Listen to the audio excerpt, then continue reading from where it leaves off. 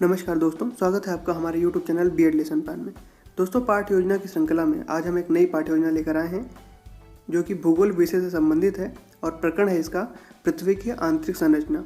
दोस्तों, इस पाठ्य योजना को आप कक्षा 6 से लेकर कक्षा 8 तक किसी भी कक्षा में पढ़ा सकते हैं। तो चलिए आज हम फॉर्मेट के अनुसार अपनी पाठ्य योजना प्रारंभ करते हैं। तो दोस्तों, सबसे ऊपर हम, जैसा कि आप जानते होंगे, आपने बहुत सी पाठ्य योजना पहले बना रखी होंगी, तो सबसे ऊपर पाठ्य योजना संख्या लिखते हैं।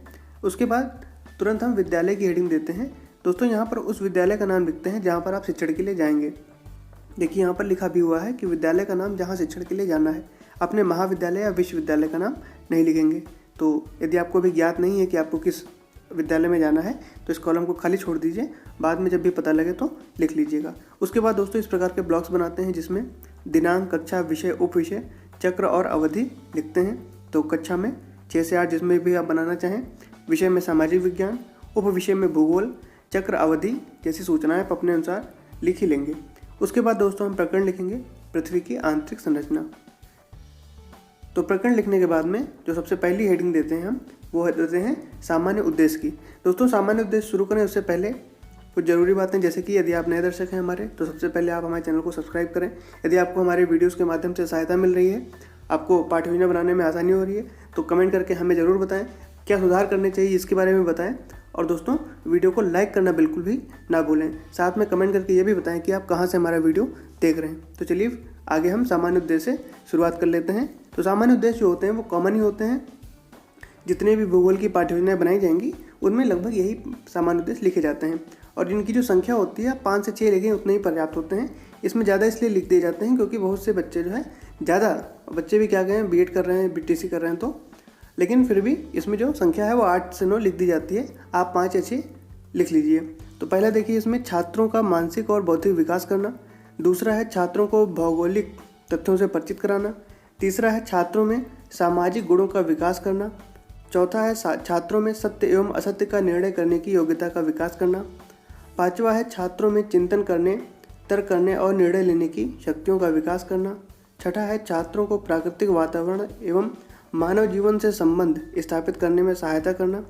सातवां है छात्रों में भूगोल के प्रति रुचि उत्पन्न करना। और आठवां है छात्रों को भावी विश्व नागरिकता का प्रशिक्षण देना। तो ये हो जाएंगे सामान्य उद्देश्य। अब बात करते हैं विशिष्ट उद्देश्यों की। तो विशिष्ट उद्देश्य में पहला है ज्ञानात्मक। इसमें लिखेंगे कि छात्र पृथ्वी की आंतरिक संरचना के विषय में ज्ञान प्राप्त कर सकेंगे। दूसरा है बोधात्मक। तो इसमें लिखेंगे कि छात्र पृथ्वी की आंतरिक संरचना के विषय में बोध कर सकेंगे। तीसरा है कौशलात्मक। तो इसमें लिखेंगे कि छात्रों में पृथ्वी की आंतरिक संरचना को चार्ट पर प्रदर्शित करने का कौशल विकसित करना। और अंतिम है रुचात्मक।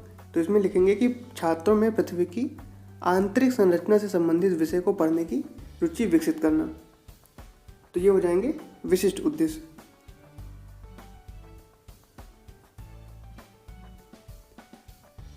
इसके बाद हम हेडिंग देंगे सहायक सामग्री की। तो इसमें चार्ट पर चित्रित पृथ्वी की आंतरिक संरचना का चित्र, जो कि आप चाहें तो चार्ट बना सकते हैं। इसके साथ में चौक, डस्टर और लपेट शामपट यानी कि रोलर बोर्ड भी लिखेंगे। शिक्षण विधि में प्रश्नोत्तर प्रविधि, कथन विधि और प्रदर्शन विधि यानी कि डिमॉन्स्ट्रेशन मेथड। पूर्व ज्ञान में लिखेंगे कि छात्र पृथ्वी की आंतरिक संरचना के विषय में सामान्य जानकारी रखते हैं। तो पूर्व ज्ञान में अमूमन यही लिखा जाता है। उसके बाद दोस्तों यहाँ हम अगली हेडिंग प्रस्तावना की देते हैं। तो ध्यान रखेंगे यहाँ पर जो प्रस्तावना कौशल टाइप हो गया है, कौशल नहीं सिर्फ प्रस्तावना की हेडिंग देंगे। 2 कॉलम बनाएंगे। छात्राध्यापक क्रियाएं, यदि आप छात्राध्यापिका हैं तो आप अपने अनुसार लिखेंगे यहाँ पे। और यहाँ पर छात्र/छात्रा क्रियाएं। तो पहला प्रश्न देखिए कि सौर मंडल में कितने ग्रह होते हैं। तो यहाँ पे देखिए उत्तर में लिखेंगे कि सौर मंडल में 8 ग्रह होते हैं। फिर इसी से संबंधित दूसरा प्रश्न है कि हम किस ग्रह पर रहते हैं। तो इसमें लिखेंगे कि पृथ्वी पर रहते हैं। तीसरा है कि पृथ्वी की आंतरिक संरचना कैसी है। तो ये हो जाएगा समस्यात्मक प्रश्न यानी कि प्रॉब्लमेटिक क्वेश्चन। दोस्तों, प्रस्तावना जो होती है उसमें जो अंतिम प्रश्न है उसका समस्यात्मक होना आवश्यक है, क्योंकि उसी के अनुसार उद्देश्य कथन लिखा जाता है। तो इसी के अनुसार उद्देश्य कथन लिखेंगे। क्या लिखा हुआ है कि छात्रों, आज हम सभी खनिज, यहाँ भी गलती हो गई है, यहाँ पर खनिज पदार्थों के स्थान पर पृथ्वी की आंतरिक संरचना का अध्ययन करेंगे। यहाँ पर लिखेंगे कि छात्रों, आज सभी पृथ्वी की आंतरिक संरचना का अध्ययन करेंगे। इसको आप सही कर लेंगे। फिर दोस्तों प्रस्तुतिकरण की हेडिंग देंगे। तो आपको पता होगा कि जो पाठ्य योजनाएं होती हैं वो या तो एक अनुवृत्ति में बनाई जाती हैं या 2 अनुवृत्तियों में। तो जो भी पाठ्य योजनाएं 2 अनुवृत्तियों में बनाई जाती हैं उनके बारे में ऊपर ही सूचना दी जाती है। दोस्तों यहाँ पर देखेंगे कि अध्ययन अध्यापन की सुविधा के लिए पाठ का अध्ययन 2 अनुवृत्तियों में किया जाएगा। तो पहली अनुवृत्ति यहाँ से प्रारंभ करते हैं। जो भी पाठ्य योजनाएं एक ही अनुवृत्ति में बनाई जाती हैं तो उनमें जो है इसकी सूचना नहीं दी जाती है। तो यहाँ पर हम प्रथम अनुवृत्ति प्रारंभ करते हैं। 3 कॉलम बनाएंगे, शिक्षण बिंदु, छात्र अध्यापक क्रियाएं और छात्र क्रियाएं। तो पहला शिक्षण बिंदु देखिए, पृथ्वी की उत्पत्ति। तो यानी कि जो हमारा ब्रह्मांड है जिसमें हमारी पृथ्वी भी आती है उसकी उत्पत्ति के बारे में बात करेंगे सबसे पहले बिंदु में। तो देखिए पहला प्रश्न करेंगे कि पृथ्वी की ऊपरी परत कैसे ठंडी हुई। तो यहाँ विद्यार्थी अपने पूर्व ज्ञान के अनुसार संभावित उत्तर लिखेंगे। तो छात्र अध्यापक कथन में लिखेंगे कि लगभग अरबों वर्ष पहले पृथ्वी की उत्पत्ति गर्म गैस एवं धूल के कणों से हुई है। हमारी पृथ्वी एक दहकते हुए अंगारे की भांति थी। करोड़ों वर्ष बाद पृथ्वी का वायुमंडल बना और घनघोर वर्षा के फलस्वरूप धीरे धीरे पृथ्वी की ऊपरी परत ठंडी हुई, पर अंदर से पृथ्वी आज भी बहुत ही गर्म है। और जब भी स्पष्टीकरण देते हैं तो विद्यार्थी क्रियाओं में लिखते हैं कि सभी छात्र ध्यानपूर्वक सुनते हैं, छात्र या छात्रा। आगे देखिए, अंदर से पृथ्वी बहुत गर्म है। इसके आगे देखिए, एक पतली परत पृथ्वी के बाहर इसे घेरे हुए है। इस परत को भूपर्पट्टी कहते हैं। भूपर्पट्टी को क्रस्ट भी कहते हैं, जिस पर हम लोग रहते हैं। तो इसके आगे चलेंगे अब। तो ये पहला बिंदु हो गया। इसके बाद हम बोध प्रश्न की हेडिंग देंगे। तो इसमें 2 कॉलम बनाएंगे, छात्र अध्यापक क्रियाएं और छात्र क्रियाएं। तो पहला प्रश्न देखिए यहाँ पर कि हमारी पृथ्वी पहले कैसी थी। तो इसमें लिखेंगे कि हमारी पृथ्वी पहले एक दहकते हुए अंगारे की भांति हुआ करती थी। फिर दूसरा प्रश्न देखिए कि पृथ्वी अंदर से किस प्रकार की है। तो पृथ्वी अंदर से बहुत गर्म है।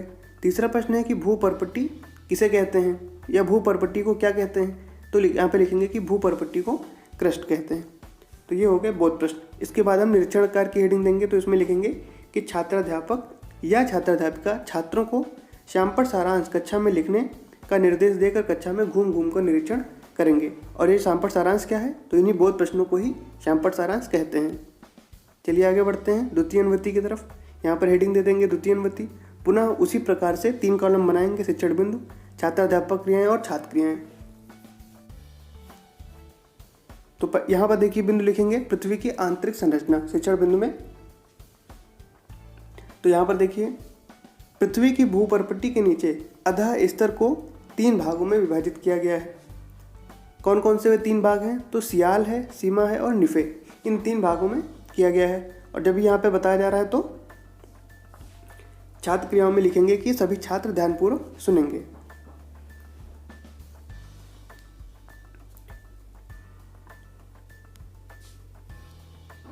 अब जो 3 भाग हैं इसमें जो पहला भाग है सियाल, इसके बारे में बताया जाएगा। तो सी का अर्थ है सिलिका और एल का अर्थ होता है एल्यूमिनियम। तो यह परत सिलिका और एल्यूमिनियम का मिश्रण होती है, इसीलिए इसे सियाल कहा जाता है। अब यहाँ पर स्पष्टीकरण दिया जा रहा है। तो यहाँ पर लिखेंगे कि यहाँ पर नहीं टाइप हो पाया है, तो यहाँ पर लिखेंगे कि सभी छात्र ध्यानपूर्वक सुनेंगे एवं समझने का प्रयास करेंगे। फिर देखिए अगला बिंदु है सीमा। तो जो 3 भाग बताए गए थे तो इसमें दूसरा है सीमा। तो सीमा के बारे में देखिए क्या लिखा हुआ है कि सियाल परत के नीचे सीमा परत है। सीमा का अर्थ होता है सिलिका मैग्नीशियम, अतः इसमें दोनों तत्वों की अधिकता होती है। इसे निचला मेंटल भी कहा जाता है। तो सीमा के बाद में ये लिखेंगे, उसके बाद में यहाँ लिखेंगे कि सभी छात्र ध्यानपूर्वक सुनते हैं। तीसरा जो भाग है वह है निफे। तो इसे हम प्रश्न से प्रारंभ करेंगे। तो यहाँ प्रश्न करेंगे कि आंतरिक क्रोड किस परत को कहते हैं। तो जब यहाँ प्रश्न पूछेंगे तो यहाँ पर लिखेंगे कि संभावित उत्तर, यानी कि विद्यार्थी पूर्व ज्ञान के अनुसार उत्तर देंगे। तो स्पष्टीकरण में लिखेंगे कि यह परत पृथ्वी के सबसे नीचे केंद्र में पाई जाती है। यह परत मुख्यतः निकिल तथा फेरस जैसी भारी धातुओं की बनी होती है। उच्च ताप और भारी ताप के कारण यह परत तरल अवस्था में पाई जाती है। इस परत को आंतरिक क्रोड भी कहते हैं। तो जब स्पष्टीकरण देंगे तो यहाँ लिखेंगे कि छात्र क्रियाओं में कि सभी छात्र ध्यानपूर्वक सुनेंगे।